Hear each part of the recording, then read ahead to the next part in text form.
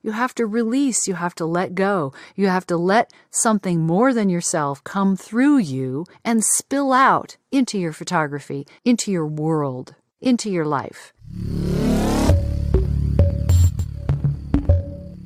Thank you so much for tuning in for another episode of Photography Radio. My name is Tomasz, and today you are listening to The Woo with Karen Hutton, where she muses up a tasty blend of inspiration, photography, and life. Enjoy. Can you imagine your life without photography? No? Then you will love this show. And it doesn't matter if you're a DSLR, a mirrorless, or a mobile phone shooter. We're here to help your photography grow. This is Photography Radio. Well, hello there. I'm Karen Hutton, and welcome to The Woo. This is a show where we talk about inspiration, photography, life, and that magical land where they all play together and make art. It gets thrown around like it's something terribly important and precious. Sometimes, like, I'm making art. It is all about my photographic art. Well, what the heck is art? How do we define it? And when you imagine living your life as an art, well, clearly we need some kind of agreement about what the heck we're talking about when it comes to art. Okay, starting with a dictionary definition, it goes something like this. Art is the expression or application of human creative skill and imagination, producing works to be appreciated primarily for their beauty or emotional power. Not social media likes, just in case you were wondering if that was a subheading. No, it's not. I think one of the reasons why art, the nature of art, what makes art, and just the whole topic really captures people's imaginations is because it's not so defined. Sure, we have a dictionary definition, but what goes into creating pieces of work, pieces of art that are appreciated primarily for their beauty or emotional power? How do you do that? Well, every great artist I know of, now or in history, seems to acknowledge that they're merely a conduit of something greater than themselves.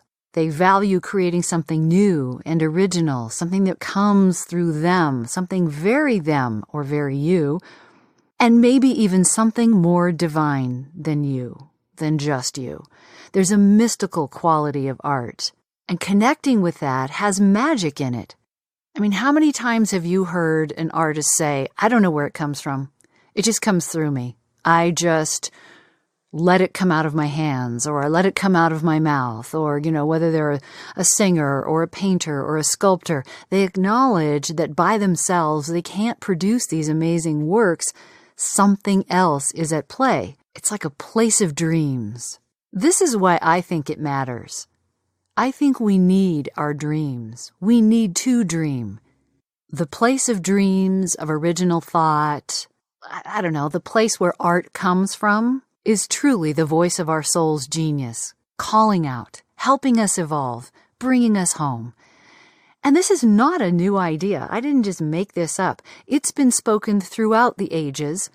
Many of you may have read Rumi, who was a Persian poet and mystic who lived between 1207 and 1273. He said, "Let yourself silently be drawn by the strange pull of what you really love.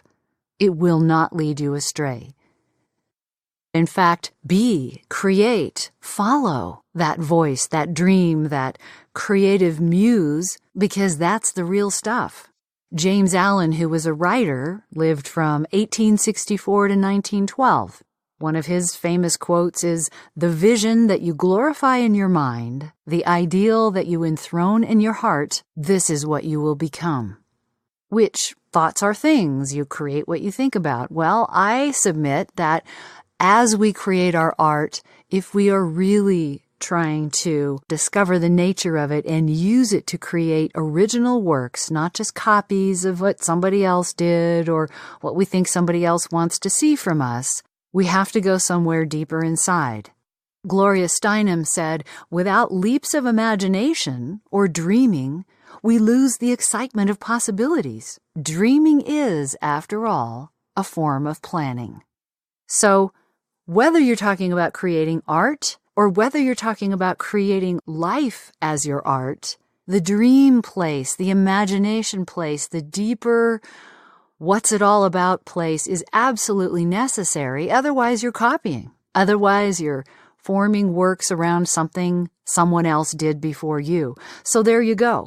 That is woo through the ages. Woo is not new. Woo is not something to shy away from. In fact, it's what you create from the woo that actually stands the test of time. All of those sayings throughout all of those ages that I just said, and that's only 3, stood the test of time. Very woo.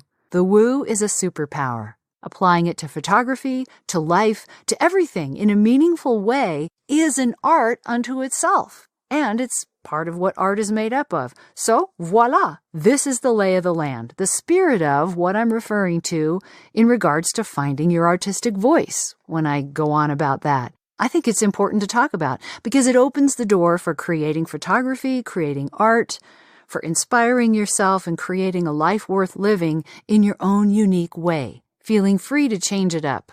Build it however you want it, whatever way is fulfilling to you.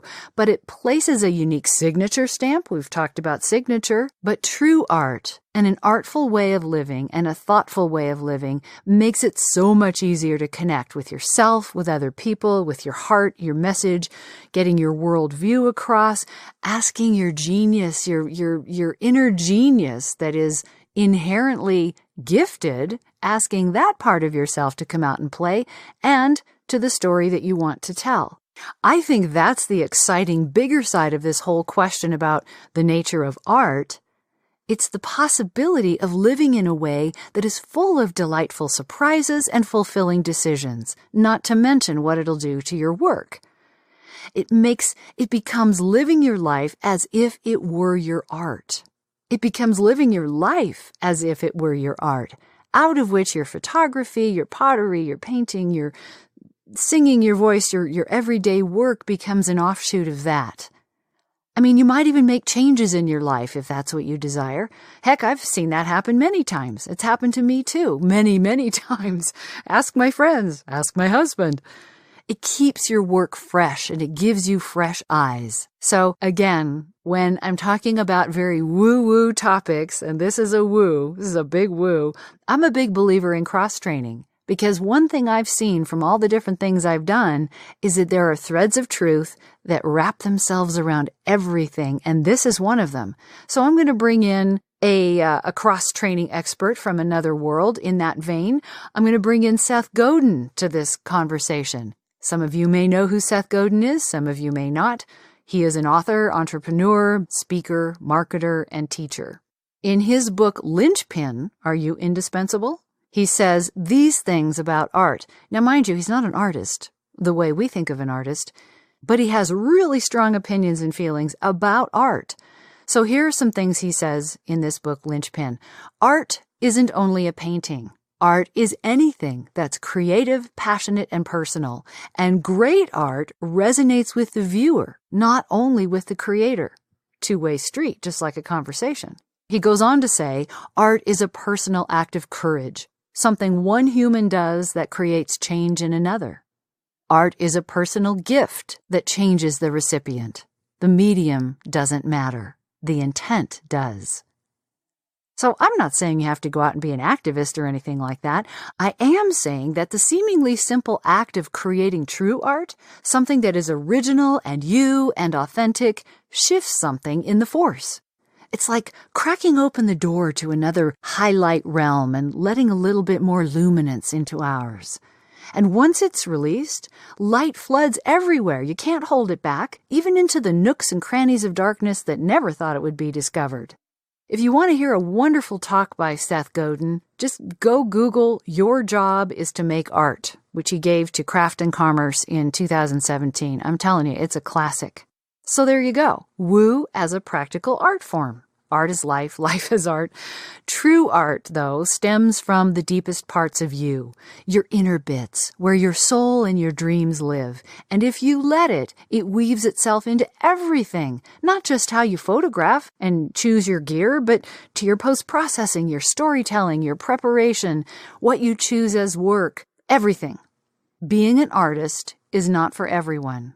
Whether you're a fine art photographer or a life artist, Being an artist takes something more. You have to ask yourself to take a risk and make a leap outside of your comfort zone on a pretty much regular basis. You have to use what you love as at least one of the parameters for success. And I say this in a space where I know we all have to make money. I know we all have to make a living, create businesses, and live that life. However, far too many people do it in a way that sucks the life out of them, kills their creativity, where they're judging only money. I'm not saying money's not important, but I am saying that it has to be a full plate or it is not sustainable.